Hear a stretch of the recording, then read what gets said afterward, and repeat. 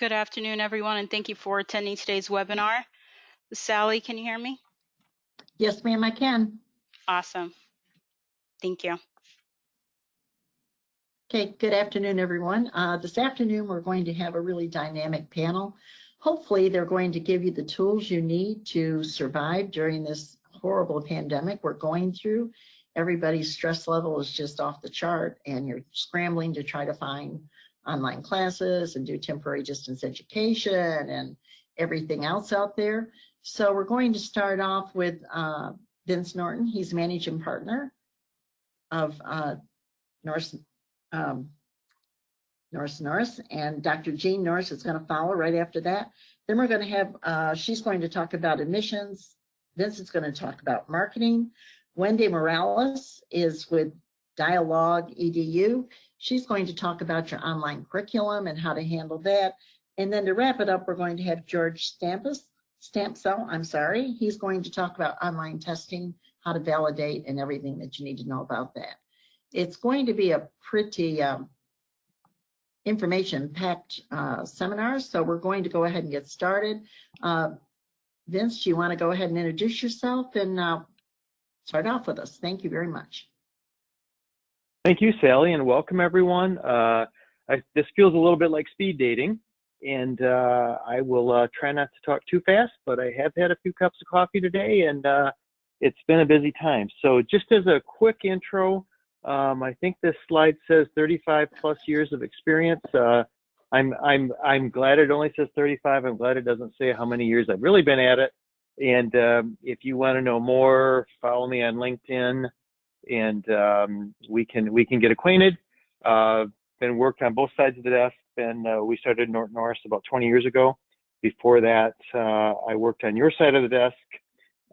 Most recently at Robert Morris College, Robert Morris University in Chicago as Senior Vice President of Enrollment Management. So today I want to start out talking a little bit about marketing. You know, our inquiries, if you don't know, folks, you know, the reality is your inquiries are not going to be what they were. Your inquiries are going to be down. We've been watching it over the last 3 weeks for several of our clients. It's not, you know, it's going to vary by parts of the country. It's going to be vary by the inquiry source.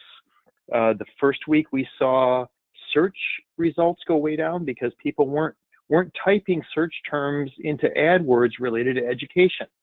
They were typing search terms into AdWords related to COVID and Corona and, prevention and, sheltering and all those kinds of things. So search really went down, organic went down, Facebook went up. So if you were a Facebook advertiser during that first or second week of this crisis, you probably saw more inquiries from that source. So, but overall, you are going to see inquiries go down. We have not seen them, come back yet. However, the silver lining is that your contact rates should be going up. You should be talking to more people. And one of the things I would say is focus on the good here. Celebrate the contact rates, celebrate that you're having conversations. And if you're tracking, I'm always a big one for tracking voice-to-voice conversations, even under normal terms, because, it's not about how many inquiries we necessarily get if the quality is low and you can never talk to these individuals. But, celebrate it and start tracking conversations, because I really think you're going to see some quality conversations. People are going to have time to talk with you. Yeah, there's going to be a kid screaming in the background and a dog barking, but the broadcast is now starting. All attendees are in listen-only mode. Okay, I just got a notice that the broadcast was now starting. Should I repeat what I said? Go ahead and repeat it, Vince, and then if they've already gotten it, I guess Joe will let us know. Actually, if you could repeat it, thank you so much, Vince. No problem.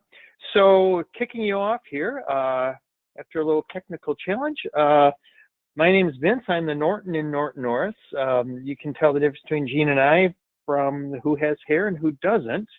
I've been at this a long time. Link in with me and you can see how long it really has been. I think it's a little bit longer than that 35 years on the slide, because I don't really want to admit that I've been doing this since 1979. Anyway, I spent the first 20 years of my career on your side of the desk. The last position I had was Senior Vice President, Robert Morris College, Robert Morris University, in charge of enrollment management. For the last 20 years, Jean and I have been running Norris, which serves all sectors of higher education with inquiry generation, admissions training, mystery shopping, automated advising, and some other things along the way too. Anyway, my job today is to talk to you about marketing, about inquiries, about what you can expect and what you're going to be seeing, and give you some tips and advice on what you can do. First off, face it, your inquiries are going to be down. You're not going to have the same inquiry flow that you had pre-pandemic. We saw a huge drop in search inquiries right away the first week of the crisis. People weren't typing, educational search terms. They weren't typing, cosmetology classes near me in the search box in Google. They were searching, shelter at home, and they were searching, pandemic, and they were searching COVID and a lot of other things, but they weren't searching education. So search volume went down. Google AdWords leads went down. Organic leads went down. Facebook for most schools went up because people were spending a lot of time on Facebook, and if you were advertising on that platform, you probably saw an increase in inquiries in that platform. It's going to vary a little bit by different parts of the country, but overall, I'm here to tell you inquiries are going to go down, and I'll tell you in a couple slides what you'll need to do to remedy that with your inquiries going down. The good news, and there is some silver lining here, is that your contact rates should be going up. If you're measuring conversations, if you're measuring your voice-to-voice conversations, and by the way, you should be doing that all the time anyway. It's not about how many inquiries did I get, it's about how many conversations I had. And right now your contact rates are going to go up. Celebrate that, share that around, and measure that, talk about how many conversations we're having, how many meaningful conversations are we having, and share that and track it at this particular time, because it'll give you a great benchmark to focus on the quality, not necessarily the quantity. The next thing you're going to see on the next slide, and some advice here, is that this is a super time to negotiate and renegotiate with the people that are supplying your inquiries. I've had several conversations in the last 48 hours. If you're using outdoor, for example, those boards, they don't have that many eyeballs driving by anymore, because guess what? We're supposed to stay at home. So we're not out on the roads, and your outdoor vendors understand that. And a quick conversation to them, they may be scrambling to bonus you, with some space on a digital board, for example. Conversation yesterday was, we've got people canceling left and right. Let me see what's available. Let me move you to a better location that has more traffic, more volume. But just know that you can be having those conversations right now. The same thing goes with TV. So good news about TV is that viewership is up dramatically, because people are at home, especially streaming and OTT and connected TV. And if I'm using terms you're not familiar with, message me, reach out later, we can talk about that. But because, and this is kind of like potentially a win-win for you. So viewership is up, but there's a lot of the inventory up for grabs, because all those people that were advertising, they aren't in business right now. Their businesses are closed. They are pulling off the air left and right. So if that inventory of available TV spots is not going to be sold, talk to your stations, talk to your agency. I've got an amazing bonus of just, you're right, Vince, you've been a good partner. We love working with you and your schools.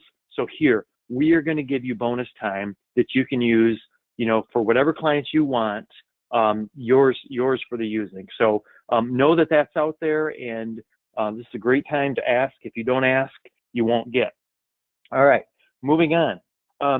You've got to know that your drip and your nurturing is more important than ever right now.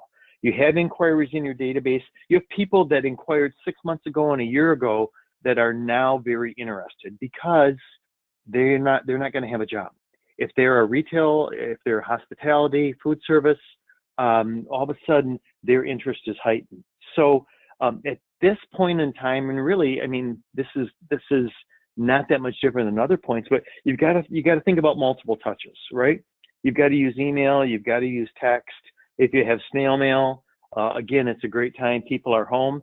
Normally, I'm not a huge fan of email, but right now we're seeing great results with email because people are home and they can consume that. The thing I would tell you is that not every touch you don't have to club them over the head with a call to action on every touch.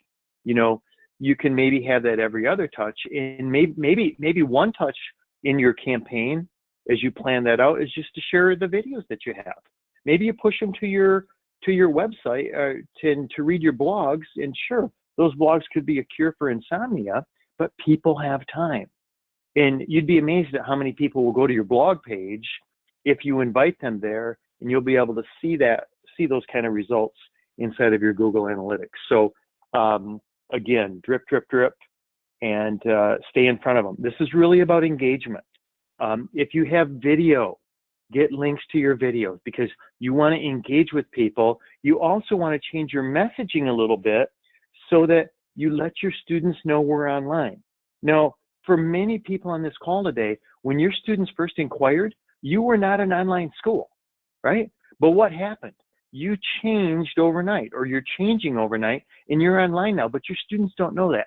So we've seen excellent response when we messaged, you know, our prospective student database at schools who are making the pivot, when we let them know, hey, XYZ, you know, college, XYZ university is now offering classes online. Our admissions and financial aid advisors are working remote. They're here to help. You know, text Y to learn more. Text Y for personal admissions assistance. Those kinds of messages are working great. Letting people know that this is the time to take control of their life, take control of their future, recession-proof your career. Those are all, I mean, the headlines is all about unemployment, and, you know, getting these timely messages out, I highly recommend. We're using one for many schools, don't wait, online classes available now. Again, just making sure that they know that your ground-based classes have shifted and that they can start school, next Tuesday online. We're also telling people, start classes online now and go on campus later, so that, some of you are doing hands-on things, there's going to be hands-on touches, so you want to message that to start now online, go on class later. Finally, if you're thinking about giving your advertising budget a big old, break and a pause and saying, well, man, I don't know, the future, it's so bleak, I don't think I should advertise. Please take a look at your start, your inquiry to start, and look at the days in there of your inquiry to start. I'm going to post an article up on LinkedIn either today or over the weekend, and I'll share the results of a maturation study with 3 different schools. It's a little different at each school, how long it takes your inquiries to start, but basically pulling your advertising back right now, it's not only going to hurt you next month, it's going to hurt you the following month. Some of the studies I've done is that it could take 4 months, 120 days to get back to your typical enrollment cycles if you take a big pause right now. So, I know things are hard, but be really, really careful about turning off the faucet on the front end right now with your inquiry flow, because you're gonna pay for it later on. So that's my quick marketing tips. I'll be around at the end to ask questions, and always happy to do that via email as well. And now you get to talk to Dr. Norris, the big N, Norton Norris. The other N. Thanks, Vince, and hello, everybody. Like Vince, I've been at this 30-something years, but my focus really is on after those inquiries are generated, what happens. And interestingly, I've worked in for-profit, nonprofit all over, and And this is one of those times in my life, my history here, that I'm like, oh my gosh, finally, because we have been pushing the idea of doing remote admissions for a long time. And it actually came from my own experience at a traditional liberal arts university almost 20 years ago, when we actually had sites all across the country, and we were flying people all over the place to do recruitment because they believed that you could only recruit face-to-face. There was no other way to do it. And so but it cost so much money. So we were getting pressure, I was getting pressure to decrease costs. So that's when we decided, hey, let's do this remotely. And that was 20 years ago. And so when I look at where a lot of colleges, schools and colleges are today, and we all know this, until we change somebody's belief that this can actually work better than face-to-face or as good as face-to-face, they're not going to really change. But guess what? Online has been doing remote interviews forever. And somehow we sort of confuse the mode of our educational delivery with the way that we recruit. So if we've got a campus, they've got to come here. If we're online, we've got to do it, virtually. So it is one of those things that online has been doing this successfully for a really long time. And we also know that we've seen declining show rates for years. Students are telling us, I don't want to come on campus. It's not really that important to me right now. We also know they haven't been responsive to phone calls. So this situation, and I'm one of those people, when things are happening, I try to look at the opportunity. I try and look at, there's awful things happening in the world right now, but what can we learn from this? What can we do to take control and move forward? And so that's what I wanted to focus on. So right away, we took a look at how colleges were adapting. And I pulled up a study that Inside Higher Ed had done just a few weeks ago. And it actually is a group that surveyed nearly 260 four-year colleges, with most of those being private colleges. And so here's what we learned from them. 62% were adding video conferences, 54% were promoting their virtual tours, almost half of them were adding social media, live events, 43% were doing social media live events that were increasing the number of those, 26% were adding a virtual tour. Interestingly, we asked career colleges a similar question. We said, what are you doing since this happened? And this is just as of last week. Well, 275 participants participated, and what they said is 82% of them were at least doing phone interviews. And again, they some were using multiple methods, but 82% were at least doing that. 53% were doing screen share. 20% were doing automated advising. That is, something that was just occurring without people being involved. And 6%, scary enough, were doing nothing. They were sort of frozen and didn't know where to turn. So hopefully that's changed in this past week. So let's give you a couple of tips and things that we've learned from schools and colleges and our online friends who wanted to share. How do we set ourselves up to be successful in a virtual environment? Well, first is we need to create that professional spot, that place that we're going to do things. So we want it to be quiet. A carpeted room would be great. Making sure that you have a neutral background or something behind you that's not distracting. And of course, having good lighting. Technically, of course, you want to make sure, use that laptop instead of a phone when you're doing those virtual meetings. It's important too to raise your webcam to a level, even if you have to stack books underneath of it, but so that it looks like you're looking in that person's eyes. A good microphone, of course, and again, back to the good lighting. It's also important to make those meetings feel real. So this is, many of us are walking around in sweatpants half the time, but, when you're meeting with students, where would you wear to the office or when you're actually meeting with them? You want to make sure that you don't have distractions like beeps and buzzes and notifications going off. And when you're talking with the person, make sure that you are looking at that camera not at the screen, because it looks like you're not focused on them. And probably the most difficult thing for people to handle is not to multitask, because we tend to do that if we're on a phone call. But keep in mind, with a virtual meeting, they can see you. So this is an idea that, it's really an opportunity to do some of your best work, because you can really be focused. Now, when it comes to the admissions interview or meeting with the student virtually, we have a couple other tips we wanted to share. And first and foremost, and Vince mentioned some of this, but your outreach is going to be better received when you offer options. Not everybody wants to do things a certain way. So, for example, some may want to text, some may just want to talk on the phone, some may want to screen share, but offer them options. That's a big thing. Secondly, is you're going to want to make sure that your admissions materials have been modified. So these need to be in electronic format, or you need to have links ready to go, so that they have the ability to get that information. All right. Sounds like somebody's not on mute anymore. Sorry about that. Okay.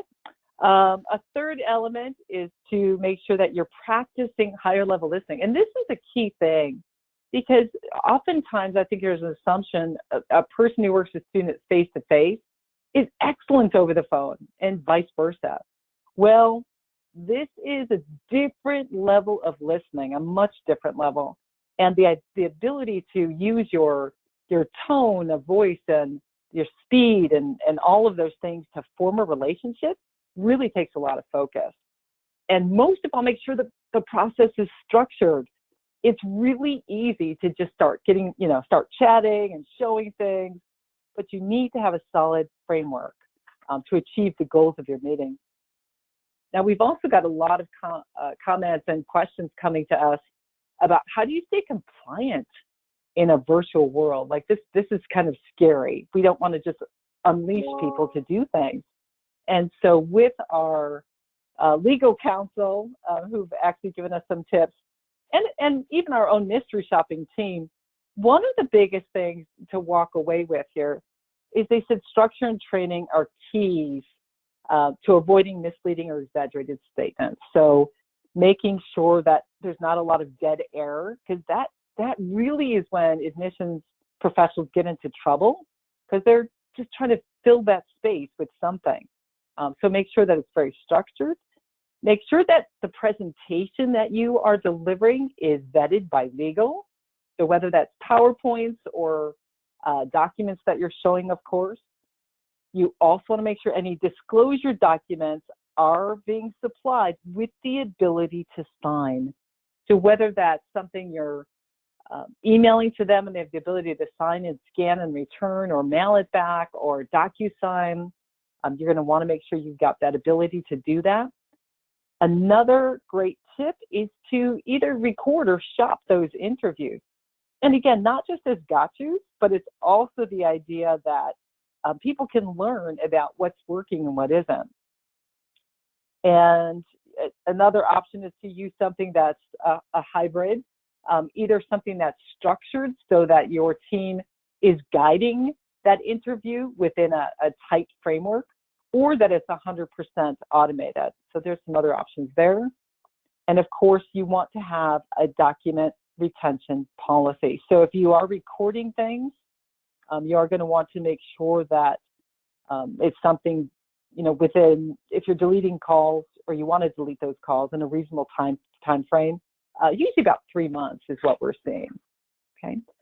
So those are just a couple of tips for you, but prediction here is, and again, this is just based on my own experience with doing this through the decades, is remote admissions is one of those things that is probably, this event pushed us over the edge in terms of not having a choice. But once your teams get comfortable, once they've had the training and they see how they can actually be effective here, I'm not saying it's the 100% choice for everybody, but as another option, I think you're really going to start to see how students like this. It's going to improve your show rate. Now, you might have to redefine what a show is because it's over the phone.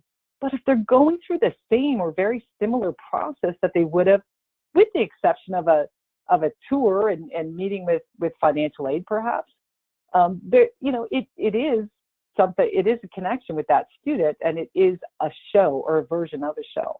So you're going to see improved connections with students. You're also going to see employee satisfaction. Nothing is more frustrating than making phone call after phone call after phone call, or outreach, and not getting responses, having people schedule things and not show up. This option will really, I think, motivate your teams a lot that, hey, this is working. And they get to learn new skills and keep growing as an individual. The other thing is that you'll probably find that you're going to save a lot of money with this approach.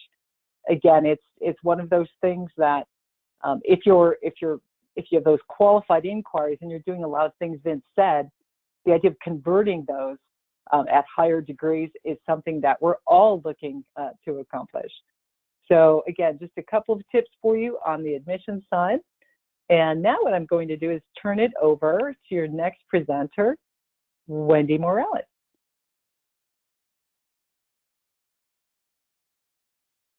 Wonderful. Well, thank you so much for your time today. I am thrilled to be able to present with you today. And I know many of you are going through a trying time as you're trying to figure out how to change higher education today so that you can be online and meeting the needs of your students who are desperately wanting to continue their education. Well, today we're going to talk about that. My name is Wendy Morales. I'm the Executive Vice President of Global Development, and I have over 25 years of experience in technology and education. And our company is dialogEDU. We are a robust learning management and training platform. We work with schools worldwide that are looking to take their ground operations and move them online. Not only do we provide the learning platform for that, but we also help consult with our clients to help them do it successfully. We know that building out an online program can be very challenging for some people, and we know that you may not have all those tools to do it. We're here to help you. We want to be able to help you take your programs, move them online, and help you be successful with your students. Now, many of you may be wondering, how do I go about doing this? And you might be concerned about how this experience can work. So what we find are three main concerns when you're looking at your operations and trying to figure out, how am I going to migrate my classroom online? And your thoughts are, how do I preserve that regular student interaction and that give and take discussion that we have with our students today? Or, how do I take a course that depends on face-to-face activities and make it work in some type of asynchronous environment? And sometimes you might even need to step back and say, how do I even start? Because this task seems too daunting for me even to get started.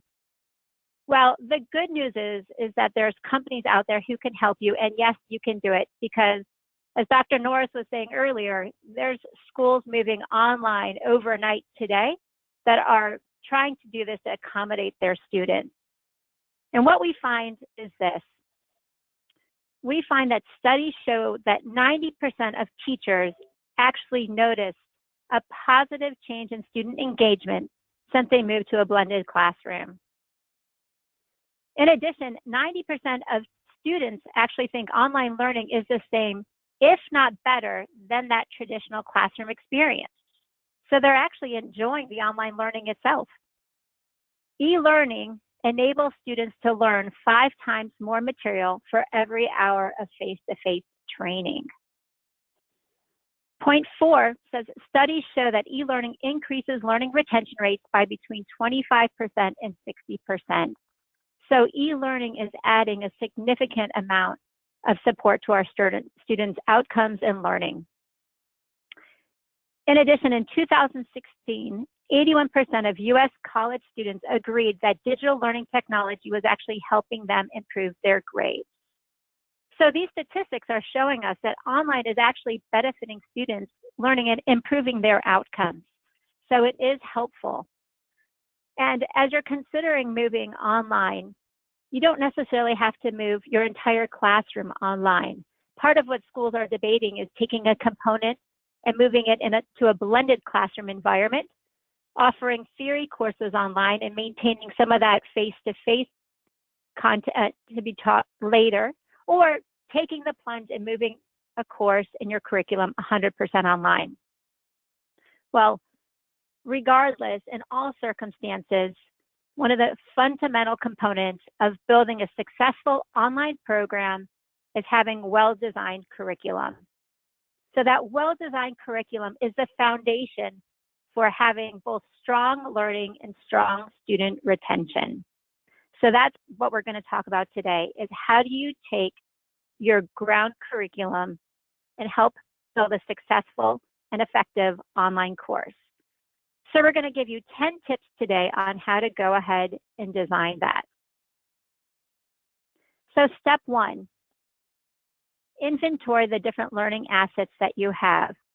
So when you look at a class that you're looking to teach, take an inventory of all the different materials that you may have, whether it's PowerPoint presentations, videos, discussion board information you might want to share that used to be classroom discussion, documents, what have you.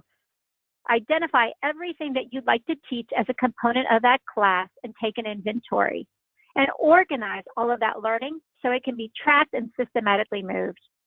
You know, I have many colleagues who actually like to put it down on paper and arrange it so that they can move things around and figure out the structure for how they want to organize a class. I personally prefer to use an Excel spreadsheet where I'm organizing all of my information of all the components of the learning that I'd like to offer as part of my curriculum. Whatever works best for you, creating that inventory so you can have a record of everything you're teaching is very helpful. Step two, start by chunking. And yes, chunking is actually an academic term. You need to break down your content and be able to separate it into smaller parts, what we call chunks. And once you actually chunk that information, you need to classify and prioritize it, and then group it in similar groups.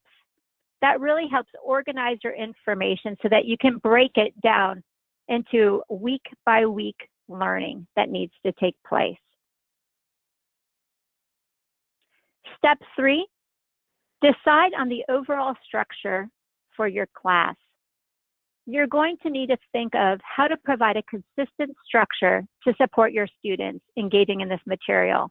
That's going to really help them meet your expectations for the class and reach their overall learning outcomes.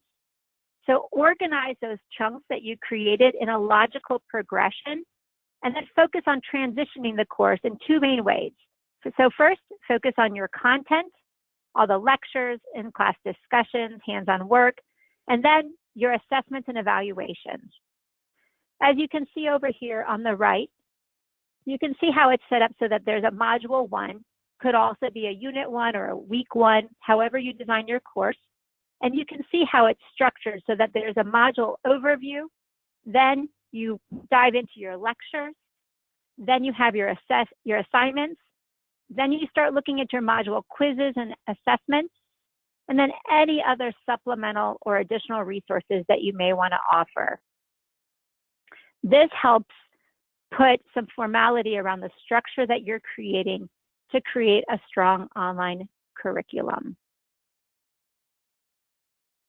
So step 4, this is when you actually start building the classroom structure.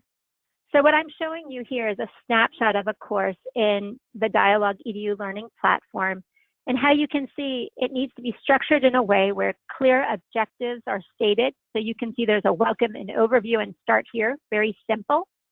And then you start breaking out the weeks and making it very systemic in how they proceed through their course. So you provide an about the course, an overview, and how to move through step by step the curriculum that you're planning to teach. And then also building the class structure on paper or in an Excel spreadsheet, and then matching it as you're building it out in your learning management platform is very important so that you can then match up the information and transfer it online seamlessly.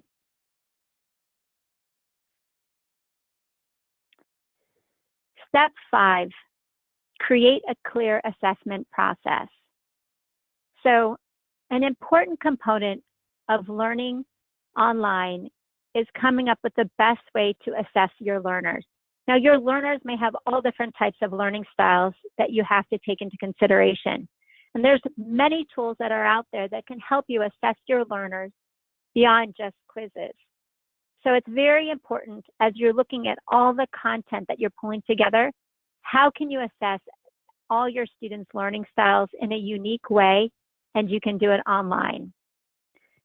You have to focus on how do I evaluate my students' mastery of the content that I'm teaching, as well as help provide it in a way that focuses on their unique learning styles.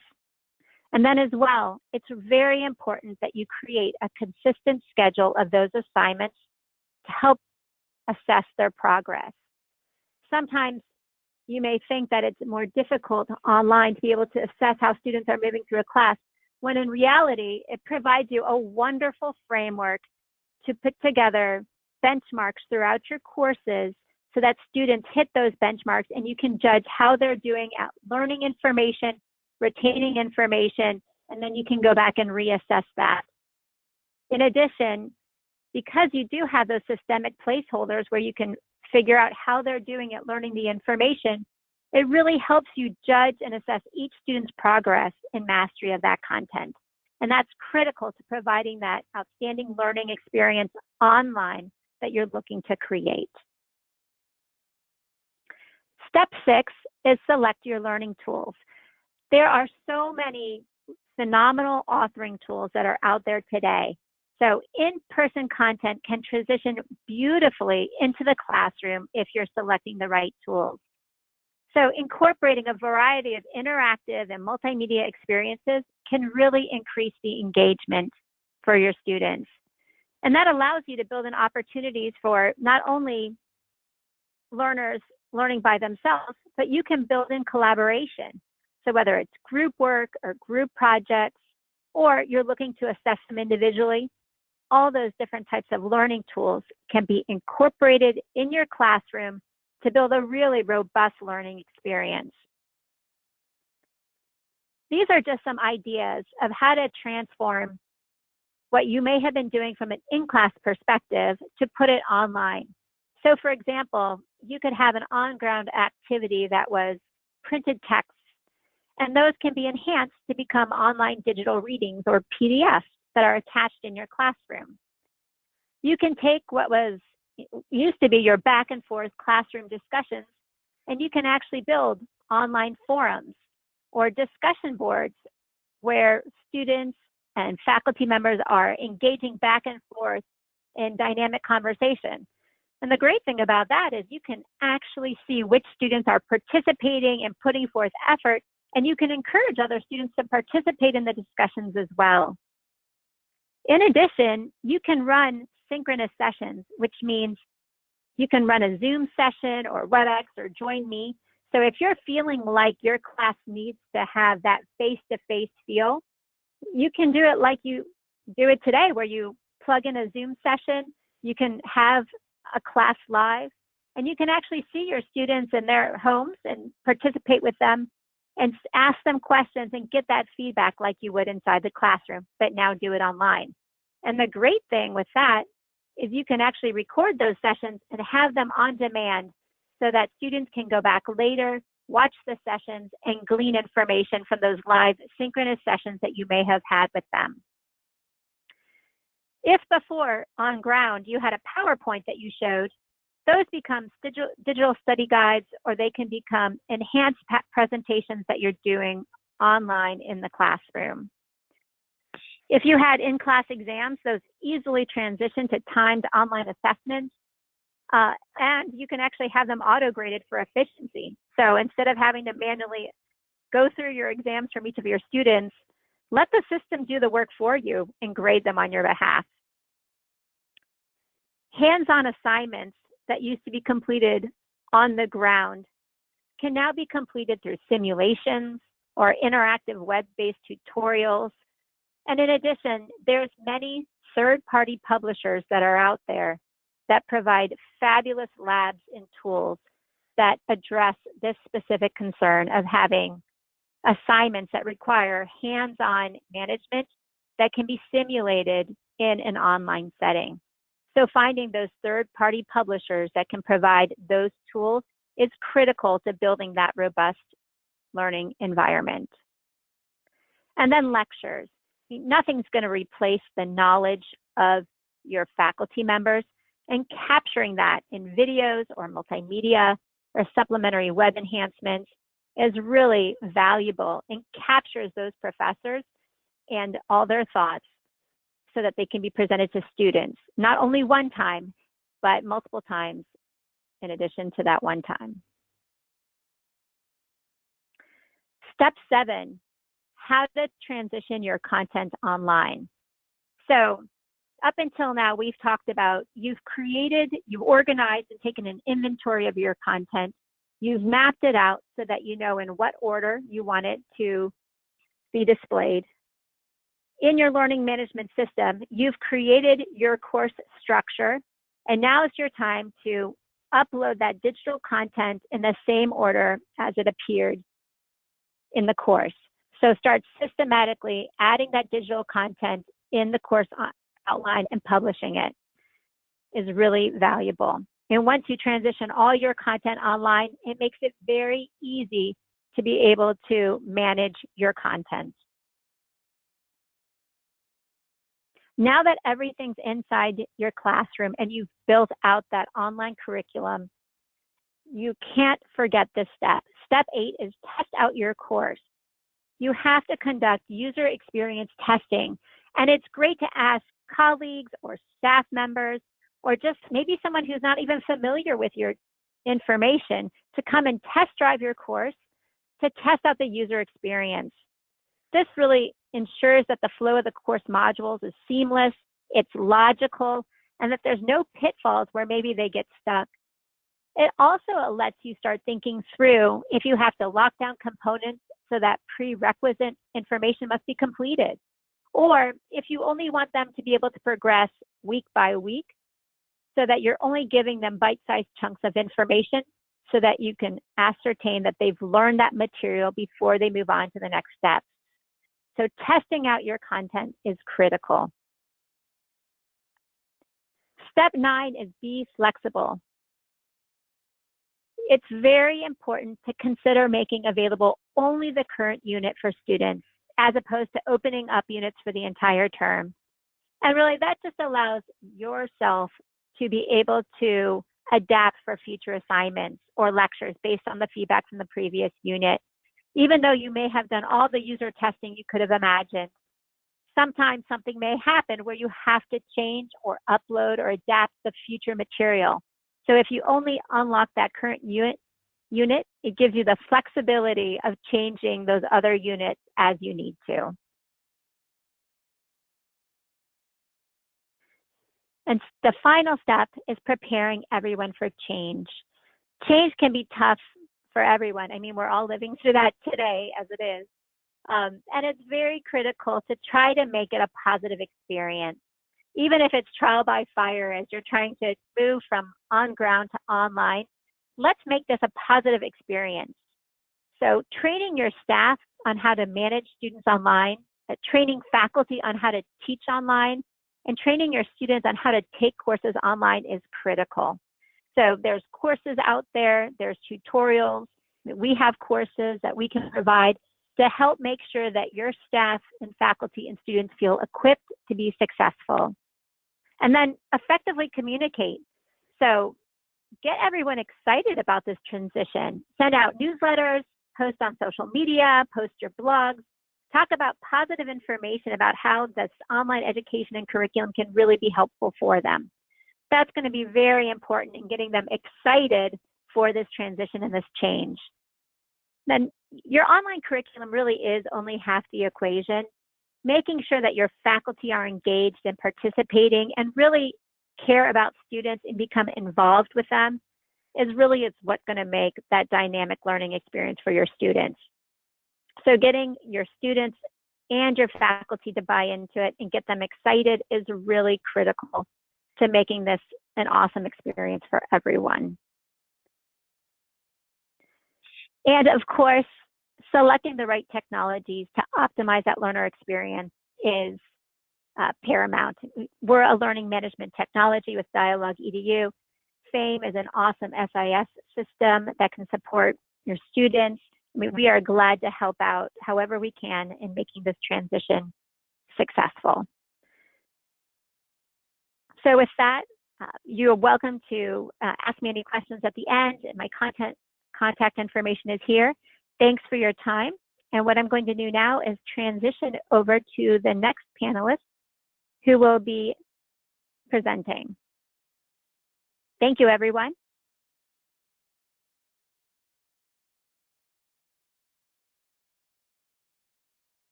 George, do you want to go ahead?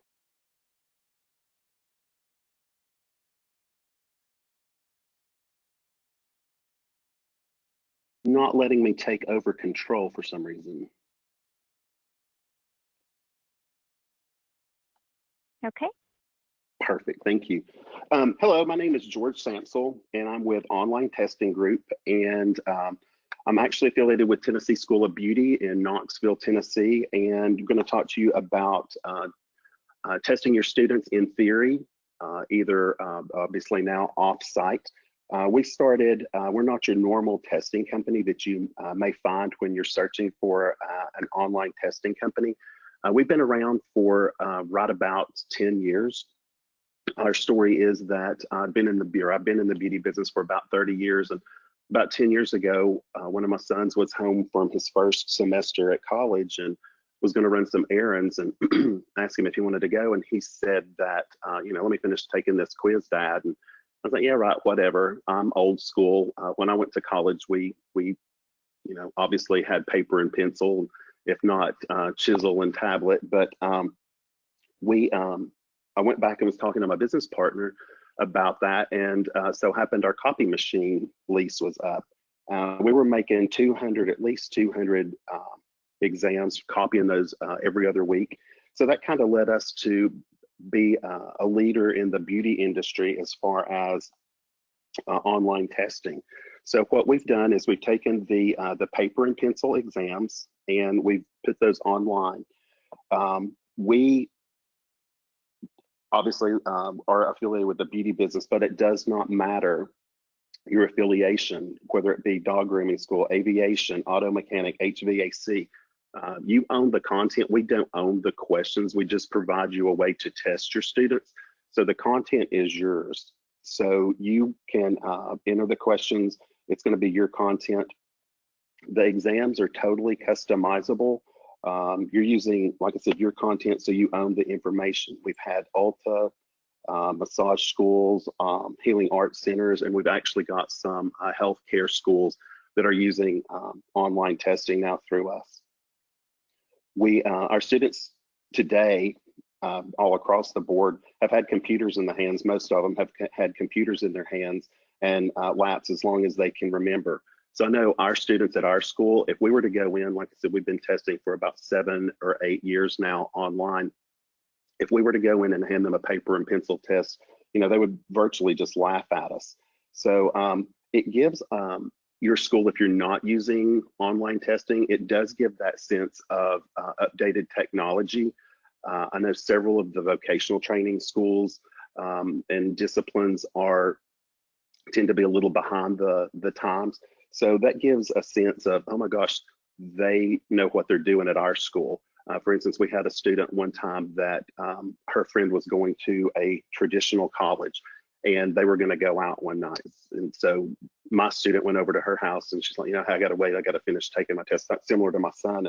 But my student was able to say, you know, oh, I take my test online as well.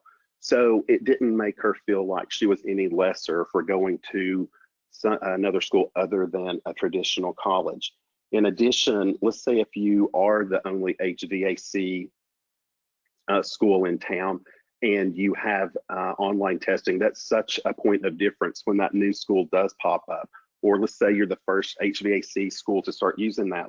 You're multiple competitors.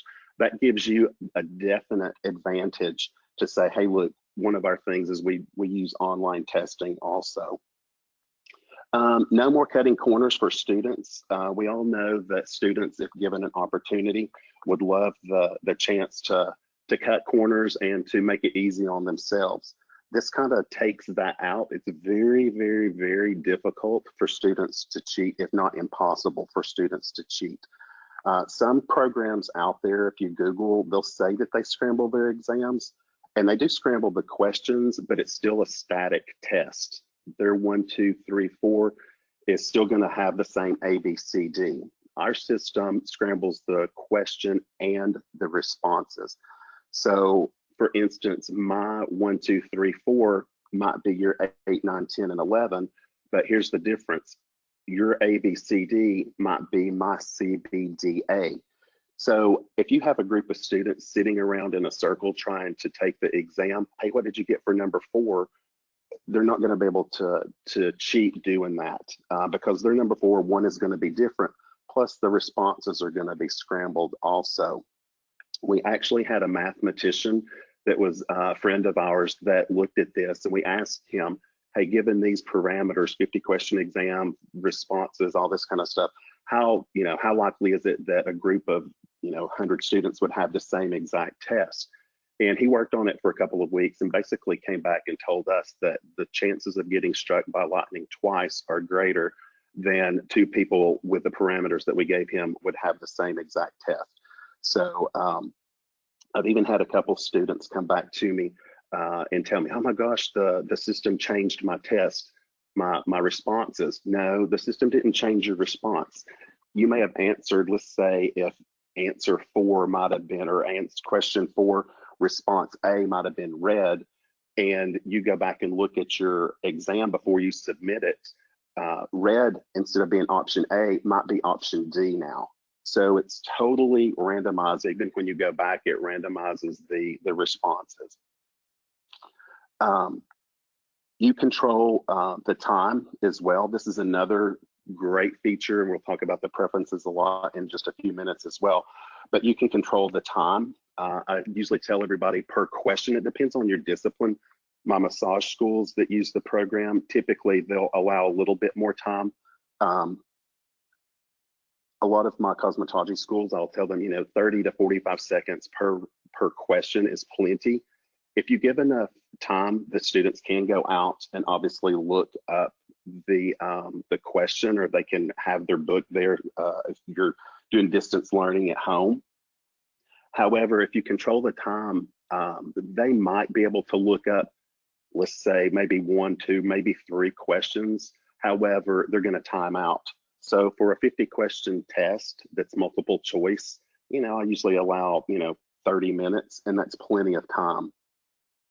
So a lot of times what will happen as well, you do have the opportunity or the option to schedule with different dates and times. So I know a lot of my schools will schedule an exam to open, let's say on Friday at 5 o'clock, and they'll close it on Sunday evening at 11. And they'll just tell their students, hey, you've got to take the test during this time. Of course, it's still timed and so on and so forth, but that gives the student an opportunity to study. I know a lot of my single moms, they'll tell me that they sit down, they study, they do the dishes, put the kids to bed, veg out for a minute, and they'll sit, study, and then they will take their test. So students with IEPs, you do have the ability to go in and create an exam. It's the same exact test, but you can control the time. So if you have a student that's got an IEP or that has a special need, then definitely that is an option for you as well. Again, another point of difference for your school for you to have as a selling point as well. Who likes grading exams? I know there's not a teacher at our school that likes grading exams. So when the student clicks submit, when they finish their exam, it asks them, Are you sure you want to submit? So they click it again. So they can't say, hey, look, I clicked and it changed it on me. No, none of that. So what will happen when they click that they're sure, the exam is graded immediately. So the student knows exactly right then what their score is. At that time, the teacher who taught that study class or who was assigned that exam or who assigned it will get an email as well saying, hey, you've got Susie that just made a 97 on her test. And so she'll get that, and then the teacher can go in and pull up a report the next day she's there or whenever the exam closes to see who's taken the exam and what their score was also. In addition, you're going to be able to have passing and failing responses. So if a student, when they finish the exam and they click on there that they passed, it's going to say, hey, you did a great job. Congratulations. Totally customizable there for you as well. If they don't pass it, for instance, at our school, they have to write 50 handwritten questions and answers and turn it in on that chapter, on that material before we will reopen the exam. So it tells them, hey, you've not passed the test yet. Please write 50 handwritten questions and answers and turn those in prior to taking the test again. So it gives them an idea, hey, gives them direction on what to do. The website is way easy to understand, especially with today's students being so technologically inclined. It's very, very, very easy. It is web-based. It can be used with Apple or Android, laptop, tablets, whatever the case is. So it's very, very, very easy to navigate for you as a school owner. It's very easy. You can actually schedule your entire student body. You can break it out by discipline. So if you have, let's say your estheticians or your level 1 or level 2, whatever the case is, whatever that student is assigned to, you can actually schedule everybody usually within about 30 to 45 seconds. And then they get an email saying that they have been assigned to take a test. If they're going to take it, then a lot of schools will have students sit down and take it together on their devices at 9 o'clock on the Monday morning. So that's definitely an option as well when you get back into the school after this pandemic settles down. Just you have to have enough technology in your school to be able to do that also. We do have an app. This is where we got caught with everyone else with the whole coronavirus. We had slated to schedule rebuilding our app the Friday before the coronavirus hit majorly a couple of weeks ago. So right now that is being remodified. It is being made better. It was awesome before. There was just basically an app. The students can still take the test or the exam on their phone. They just have to use their web browser until the app is complete. So they just go through their web browser and same information there. You can like I said earlier, you can schedule your entire student body in a matter of seconds. You do have the option of giving it dates and times that the exam opens and closes. And also, like I said, the instructor's going to get an email saying who took the test, when they took it, and the score that they had on that exam also. Things and stuff. Just some miscellaneous things about our system. When you're creating your exams, you do put that information in. There's a little bit of data entry. I tell everybody you're looking at usually about 30 minutes per exam in data entry, but once it's entered, it's totally customizable. You can copy and paste into the program, but you do have to put your responses in separately, therefore giving it the randomization that we do offer. You can use images for your exams, your questions, or your responses. You can also have a multiple choice or true false question if you choose also.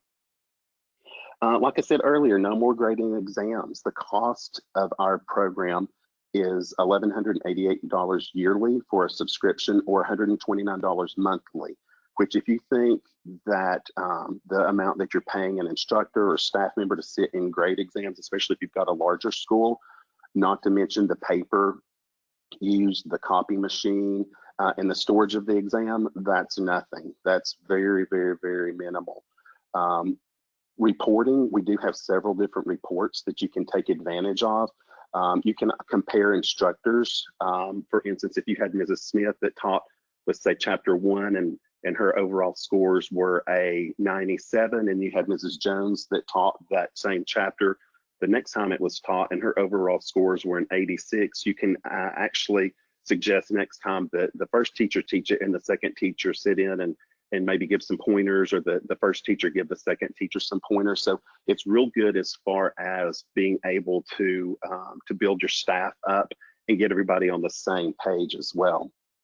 You can see which questions were missed the most, which responses were selected the most, and which were missed. So there's a lot of different reporting on the back end that will help. We've got it set so that if you have multiple campuses, you can actually pull in different campuses. We just have to customize that for you. State board averages. I know back when we started using this platform that our state board averages went through the roof. They absolutely went up because our students were tested at the state level on a computer. And so they were nervous when they would go in because they had no experience with that. When they started taking their exams online through their phone, computer, tablet, laptop, our state board scores went up tremendously. So they were at ease when they would go to take the state exam. So going paperless definitely helped that. We are going to be integrating with Fame. We've recently worked out a deal with them where we're going to be partnering. So hopefully we'll have the opportunity to, and I know our programmers, this is above me. I'm the education branch of our group, so this is totally above me. But from what I understand, it's going to be able to load the scores right now into, or we'll be able to load the scores into Fame. Right now it doesn't, but I know at our school what we do is we just pull up a report of who's taken that exam when the exam closes, and it takes a staff member 15 minutes to put everybody into Fame. So, you know, which is a lot less costly than having an instructor have to grade the exams also. Once you sign up with us, there is an option. I will send you a quick start guide. Like I said, most of you all out there are very, very, very technically savvy now. So I'll follow up with you and, hey, is there anything I can ask for you? Or I'll look into your account and you've already started assigning students. So you can, I'll give you the quick start guide. We can do a demonstration. I can actually go in, do a demonstration with you and or your team, and go over everything, go over the ins, the outs. We do have an offer right now. If you go to our website, which is onlinetestinggroup.com, or it's where you can go and look at everything. But Easy Online Testing is where you can go and sign up. Like I said, everything's pretty self-explanatory. We do have an offer. Fame offer is the code, which will give you 3 months free to do that, so that during these crazy, crazy times that we're having, that we've been forced to have to deal with now, it doesn't cost you anything to get this set up and to start testing your students. You know, at least they may not get as far behind as if you just had to close your facility totally and then come back and start. So it gives you the option, if you're doing distance learning, you can actually go ahead and continue online theory testing with them. So I just want to say, yeah, thanks a lot. I think we're ready to see if questions out there. I was going to say thank you for listening, and I appreciate your time. So we timed that just right, Sally. I appreciate it. Thank you. We did. Thank you. I just want to thank this awesome panel. I think there was really a lot of great information there that you can, you know, use at your institutions. So I don't know at this point, do we have any questions? There's one for you, George. Would you be able to embed videos as part of the exam questions? I would need to double check with our programmer. I know we were working on that at one time. If they want to follow up with me and reach out by email, I can ask him. I think That that would was be an great. option that he was looking at, but I would hate to say yes and it be no. But let me follow up with him, and if that person wants to reach out to me to my email, they can. Okay, great. Thank you. Uh-huh. Joe, I don't see anything else. Do you see anything else out there? Can you upload existing exams? You cannot upload existing exams. You do have to do the data entry, which gives that randomization. However, you can sit there with 2 windows open and copy and paste over. That function, can work for you, but unfortunately, you can't just upload an exam. It takes away the randomization. Thank you.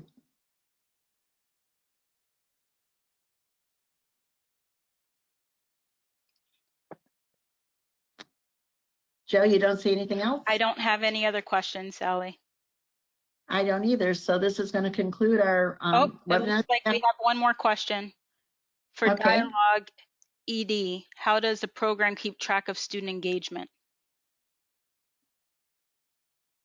That's a good question. So in dialogEDU, you have reports that can be generated that will measure whether it's students completing activities or how much time they've been in a course or how much time they've completed an activity. So there are reports that will generate that will measure any component of the information that's in the learning platform. So it can measure anything you want. Plus, you can actually measure and add in components like measuring participation, and there's some subjective components you can also add in grades for your students. So you can judge them on how much they've reached out or how much they're engaging in discussion boards and things like that. Great question. They're also asking if you're already married to fame. We have worked very closely with FAME to do an integration with the SIS for FAME. So we'd need to, I'd be glad to talk to the specific school and find out how you're working with FAME. And then we can discuss the integrations that we have between the 2 systems. So there's a question about, do we think distance learning can be applied to barber and cosmetology students? Theory part, yes. How about the practical? I think that's going to actually be more up to the states. Right now, a lot of the state licensing is not allowing the practical portion to be done through distance ed. Once that is allowed, I'm sure there's options out there Yep. to handle that. Wendy? That's a great point. That's a great point. I think we're in such a transitory phase right now. It is still up to the states to provide their rules and regulations as far as what can be put online and what can't. And we know that there's a temporarily they're allowing some things to go online. We don't know how long this pandemic's going to last. Hopefully it'll be ending soon, but if not, this might be a big change that we're going to see in our world for online. I'm hopeful that there may be some more flexibility in what can be taught online. And with that in mind, then it's quite possible it can be done. I mean, barbering and cosmetology can be taught online if the state and if accreditation would allow for it. As we talked about, there's just creative ways that it can be done. But again, you have to make sure that you're in line with your state's approvals and regulations. Absolutely. There's a question, do you have a recommendation for online portal for students to submit documents? I'm not sure who you're asking that of. Currently FAME has the mobile app, which documents can be submitted, but are you talking about so that works for admissions and things like that, but I'm not sure if you're talking about where. I don't know if that's being addressed to you, Wendy, or who it's being addressed to. Yes, so I know in the Dialogue LMS, they can submit and upload assignments. So if that's the question, yes, I know documents can be submitted in that form. But to your point, it might be where they're looking to submit admissions documents as well, which I think you have an app to be able to submit that as well. Right.